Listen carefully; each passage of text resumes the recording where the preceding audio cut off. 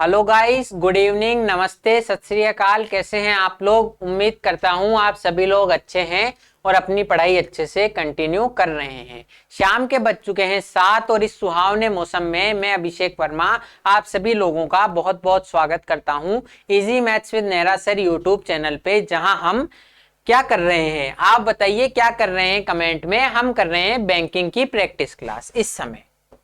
इस समय अभी हम कंटिन्यू करने जा रहे हैं बैंकिंग के हमारे एस्पायरेंट्स के लिए बैंकिंग की प्रैक्टिस क्लास।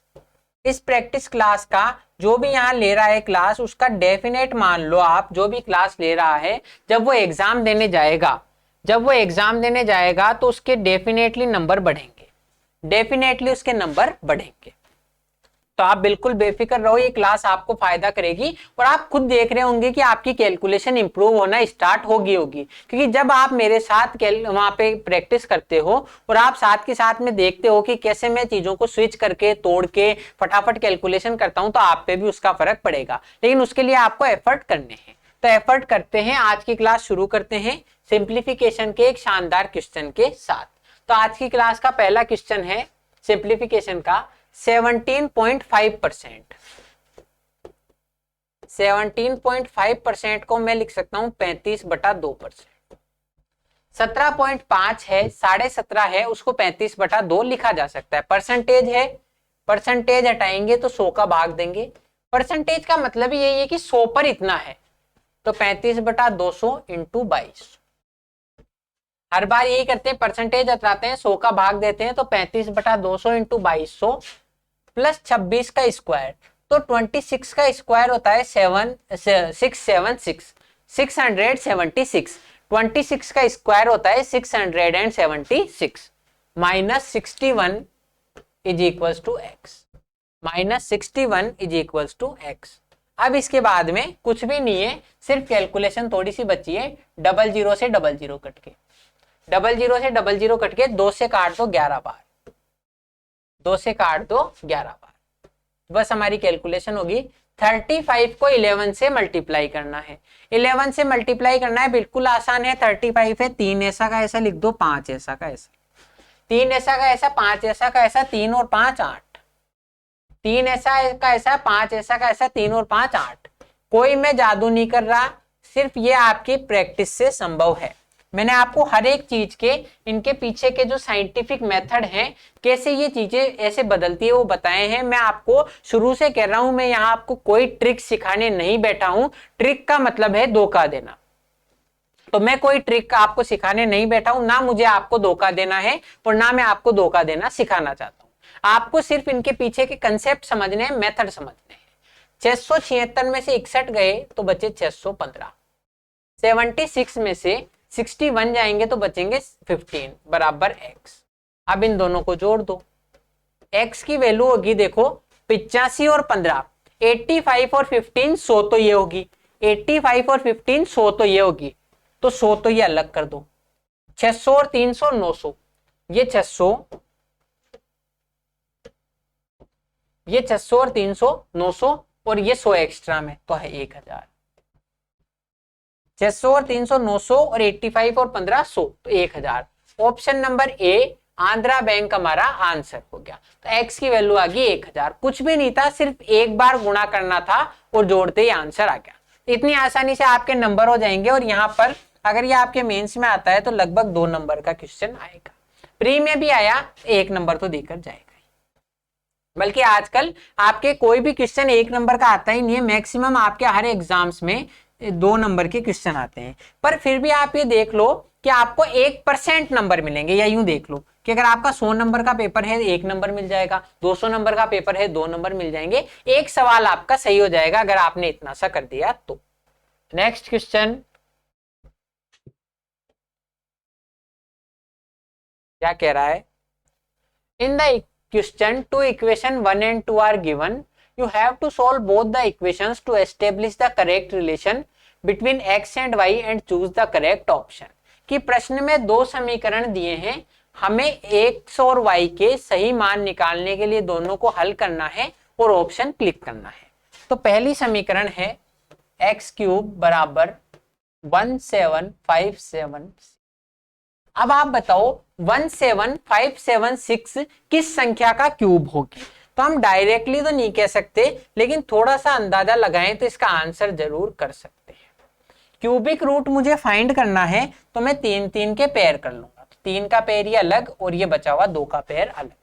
पीछे से पेयर करते हैं। हमेशा मैंने बताया था आपको 17 से जस्ट छोटा किस संख्या का क्यूब होता है। 17 से जस्ट छोटा किस संख्या का क्यूब होता है, तो होता है 2 का क्यूब 8, क्योंकि 3 का क्यूब 27 तो बड़ा हो जाएगा। अब इस 576 की जगह यहाँ क्या आएगा जिससे क्यूब रूट निकल जाए। तो आप देखो यूनिट डिजिट है 6, तो 6 यूनिट डिजिट केवल एक संख्या का क्यूब करने पर आ सकता है 6 का। जब हम यूनिट डिजिट 6 का क्यूब करेंगे तो ही हमारा उसका यूनिट डिजिट 6 आएगा। तो ये मैक्सिमम चांसेस हैं कि ये 26 का क्यूब हो, लेकिन इतने से हम मान लेंगे नहीं, क्योंकि हो सकता है मान लो ये 26 का क्यूब 17566 हो। ये भी तो हमने दो ही तो अंदाजा लगाए हैं, 17 और इस 6 से। मान लो 17,566 हो और हमारा क्वेश्चन गलत हो जाए, लेकिन ये 26 का क्यूब है, ये आइडिया जरूर मुझे मिल गया। तो मैं 26 के क्यूब को चेक कर लूंगा। 26 का स्क्वायर है 676, 26 का स्क्वायर है 676, इसको 26 से मल्टीप्लाई कर लो। इसको मल्टीप्लाई करके चेक कर लो कि 17,576 आता है या नहीं। देखते हैं।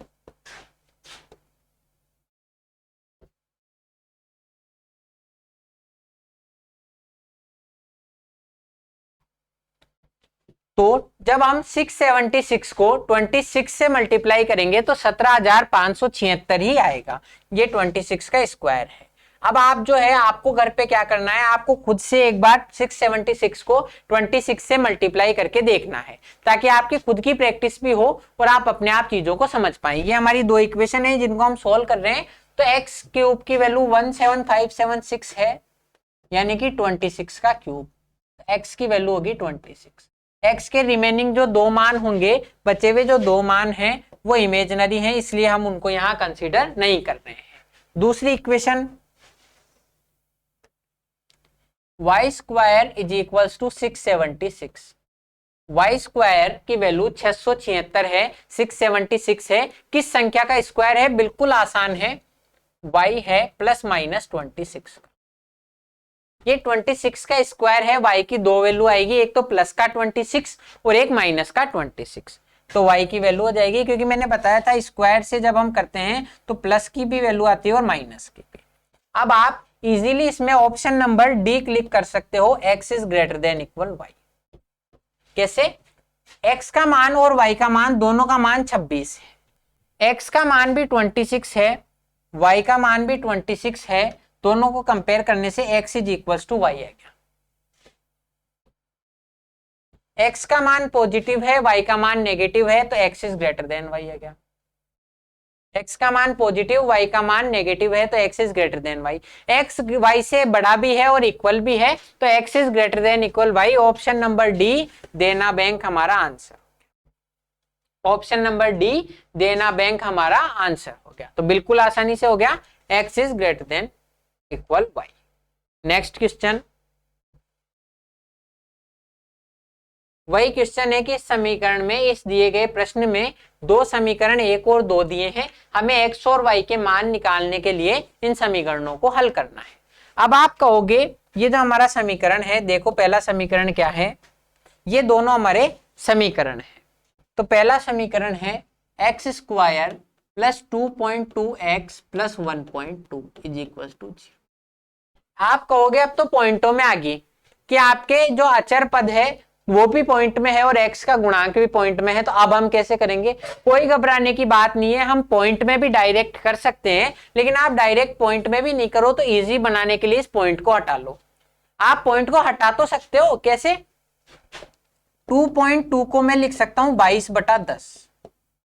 2.2 को मैं लिख सकता हूं 22/10 या 2 से काट के 11/5, या तो मैं लिख दूं 22/10 या 2 से काट के लिख दूं 11/5। ऐसे ही 1.2 को मैं लिख सकता हूं 12/10। 12/10 एक संख्या छोड़ के पॉइंट है, मतलब 10 का भाग दिया है, या लिख दूं 6/5, या लिख दूं 6/5। तो आप देख लो दोनों में आपके 5 डिवाइड में आ रहा है, तो यही ऑप्शन कर लेंगे। X square plus 11/5 x plus 6/5 बराबर 0। मैंने कुछ भी नहीं किया, सिर्फ इनके मान एक फॉर्म से डेसिमल फॉर्म से ये आपके इसमें बटा की फॉर्म में कन्वर्ट किए। डेसिमल फॉर्म से हमने इनको फ्रैक्शन की फॉर्म में कन्वर्ट किया है।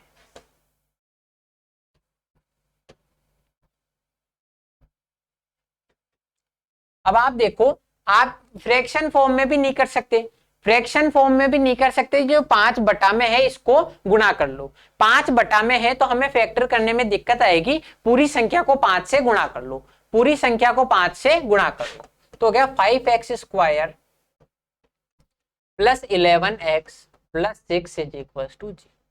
अब मैंने यहाँ कुछ भी नहीं किया, जो पहली समीकरण है उसको पहले मैंने केवल 5 से गुणा किया है। लेकिन 5 से गुणा करना तब हमें दिखेगा जब मैंने इनको फॉर्म चेंज करके फैक्टर में लाया और फ्रैक्शन में लाया, कि फ्रैक्शन में 5 का भाग दिया हुआ है तो 5 से गुणा कर दो। अब आप देखो, हमें 5 × 6 30, 5 × 6 30 के ऐसे दो फैक्टर करने हैं जिनको जोड़ने पर 11 है। तो इससे आसान फैक्टर पूछे नहीं जा सकते कि 5 और 6 ही ऐसे फैक्टर हैं जिनको गुणा करने पर 5 × 6 आएगा 30 और जोड़ने पर 11 आएगा।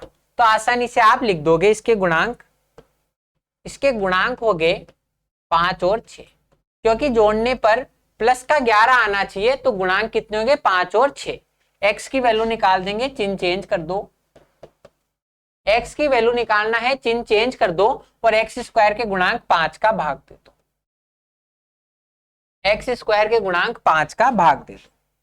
तो x की वैल्यू आपके सामने क्या क्या आई, x की वैल्यू आ गई -1 और 1.2, x की वैल्यू आई -1 और 1.2, ये आपके वैल्यू होगी। आप चाहते तो डायरेक्ट भी कर सकते थे कि 2.2 के ऐसे दो गुणनखंड मुझे करने हैं जिनको जोड़ने या घटाने पर, सॉरी 1.2 के, ये थोड़ा सा कठिन था, वरना आप डायरेक्ट भी कर सकते थे कि 1.2 के ऐसे फैक्टर दो जिनको जोड़ने पर 2.2 आए, तो 1.2 और 1 होके। लेकिन ऐसे फैक्टर जनरली याद नहीं आते, इसलिए मैंने आपको सरल तरीका बताया है, क्योंकि ये तो यहाँ पर देखने के बाद याद आ सकते हैं हमें, वहां जनरली इतनी जल्दी याद नहीं आते।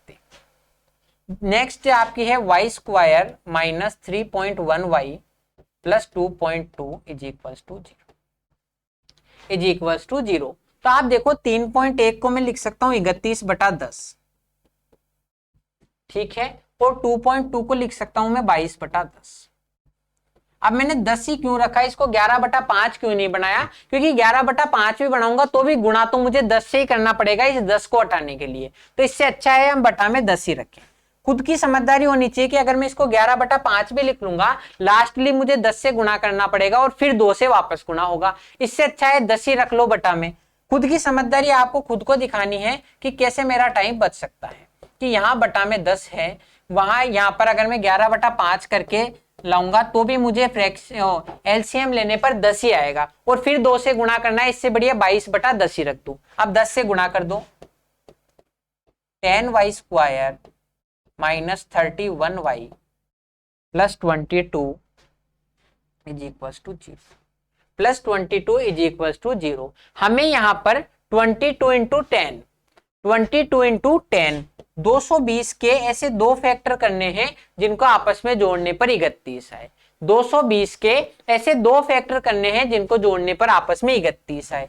तो आप देखो, एक तो हो गया 22 और 10, एक पेड़ तो डायरेक्ट ही हो गया कि हम 22 और 10 को गुणा कर रहे हैं। अब 22 और 10 को जोड़ने पर आ रहा है 32, 22 और 10 को जोड़ने पर आ रहा है 32, मुझे कितना लाना है 31, मतलब पास छोटी संख्या लानी है तो मैं इनको और पास करने की कोशिश करूंगा बहुत मिनिमल डिफरेंस से। तो ये तो 2 × 11 है और ये 2 × 5 है।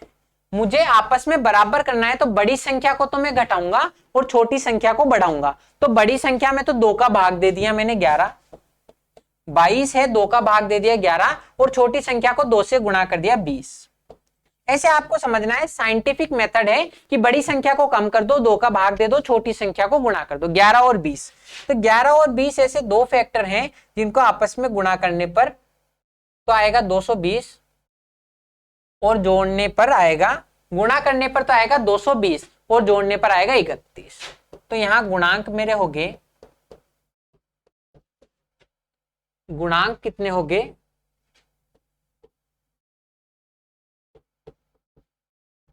गुणांक हो गए 20 और 11 माइनस का, गुणांक हो गए माइनस का 20 और 11, तो y की वैल्यू आ जाएगी, चिन्ह चेंज कर दो 20 और 11 और y स्क्वायर के गुणांक 10 का भाग दे दो,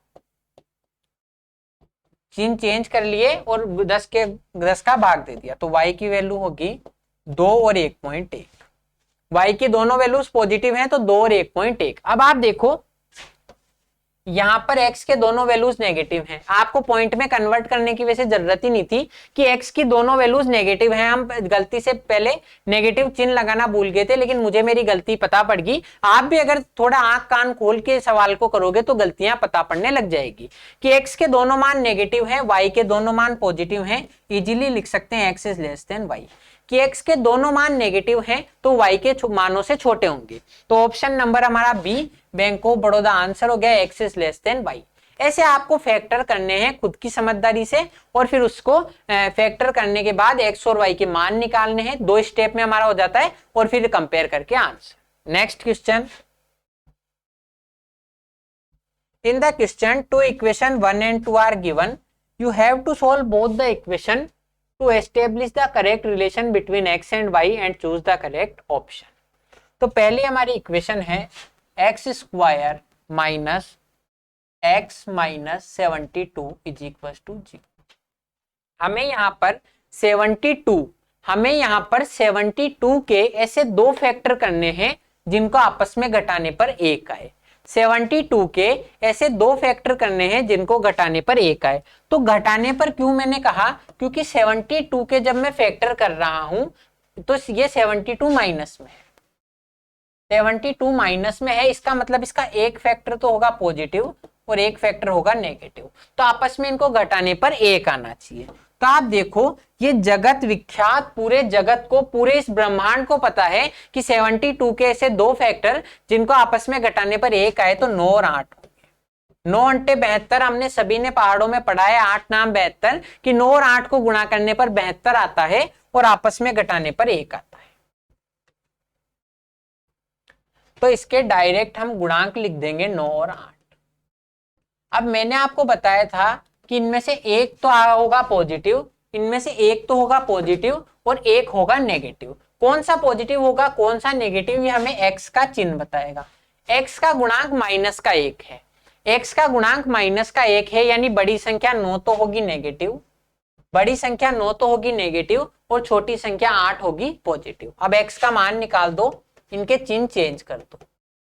एक्स का मान निकालने के लिए इनके चिन्ह चेंज कर देंगे और एक्स स्क्वायर के गुणांक 1 का भाग दे लो, कोई फर्क नहीं पड़ेगा। तो एक्स की वैल्यू आ गई 9 और माइनस का 8। एक्स की वैल्यू कितनी आ गई 9 और माइनस का 8। अब वाई स्क्वायर की इक्वेशन सॉल्व कर देंगे। 6y square plus 17y minus 65 is equal to 0।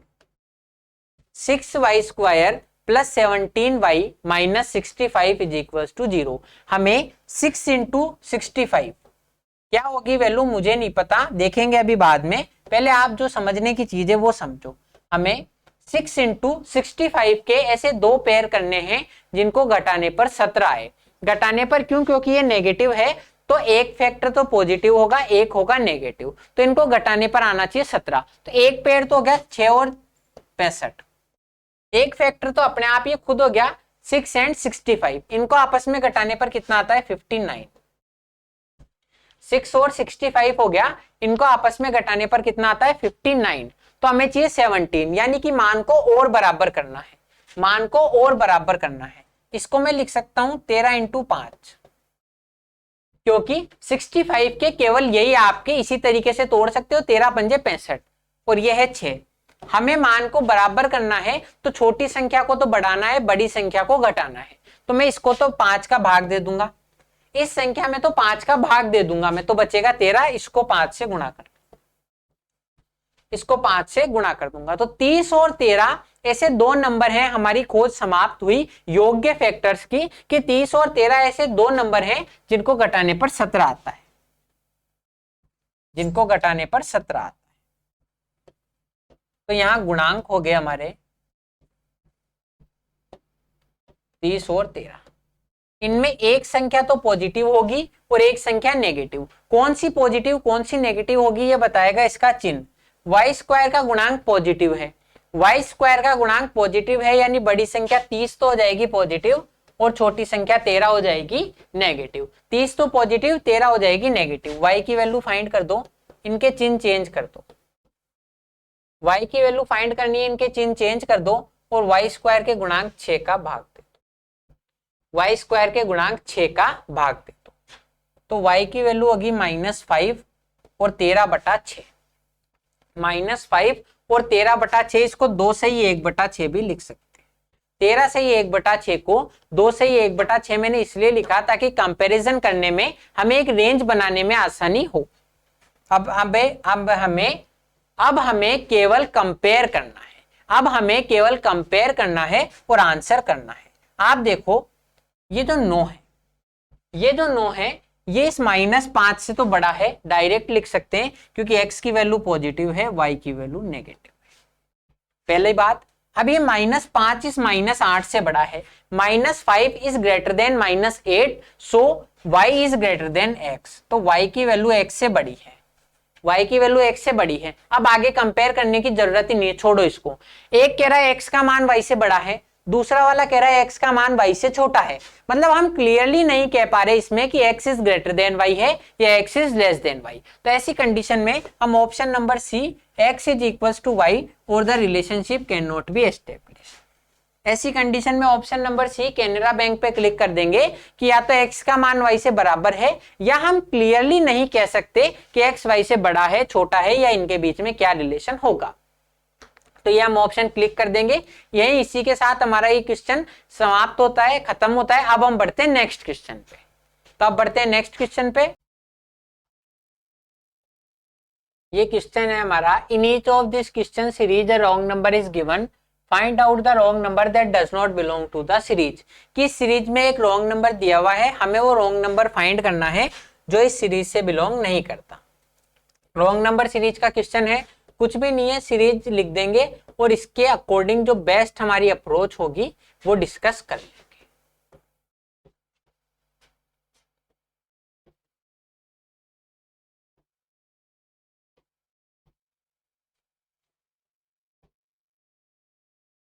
आप देखो 4.81 से शुरू होकर ये सीरीज 16.46 तक जारी है।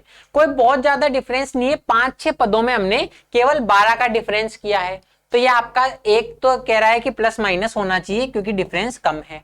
दूसरी बात यहां देखो तो लगभग हर एक पद में 1-2 का डिफरेंस है, यहाँ 1-2 का डिफरेंस है, यहाँ 1-2 का डिफरेंस है, यहाँ 2 का डिफरेंस है लगभग, यहाँ 2-3, यहाँ भी लगभग 2-3 का डिफरेंस है। तो मतलब जब डिफरेंस हमारा इस रेशो में चल रहा है कि 2-3 का डिफरेंस है, इवन डिफरेंसेस हैं, अनइवन डिफरेंसेस नहीं है, तो हम प्लस माइनस पे फोकस करेंगे। एक चीज और प्रूव कर रही है, आप कह सकते हो आपको ऐसे डाउट आने चाहिए, आप कमेंट में यहाँ पर पूछा करो। जैसे हम क्लास में, आप अज्यूम करो हम क्लास में बैठे हैं तो आपको डाउट आने चाहिए, तो आप पूछो कमेंट में कि कैसे कि ये पॉइंट में संख्याएं हैं, और मैंने आपको कहा था कि पॉइंट में संख्याएं होगी तो हमें मल्टीप्लाई डिवाइड पर फोकस करना चाहिए। लेकिन एक चीज देखो, यहां पर ऐसा नहीं है कि शुरुआत में संख्याएं इंटीजर थी और बढ़ती बढ़ती डेसिमल तक चली गई, कि शुरुआत में तो मेरी संख्या इंटीजर थी और बढ़ती बढ़ती डेसिमल तक चली गई। यहां शुरू से ही पॉइंट के बाद 2 संख्याएं हैं, पॉइंट के बाद 2 डिजिट हैं, 2 अंक हैं और लास्ट तक वही है। इसका मतलब मेरी संख्याएं शुरू से डेसिमल में ही है, तो मैंने कोई भी मल्टीप्लाई और डिवाइड नहीं किया। तो हम प्लस माइनस पे फोकस करेंगे। हर एक चीज का मैं आपको साइंटिफिक वे बता रहा हूं, साइंटिफिक मेथड है। 4.81 से 6.02 बनाना है तो हम ऐड कर देंगे 1.2।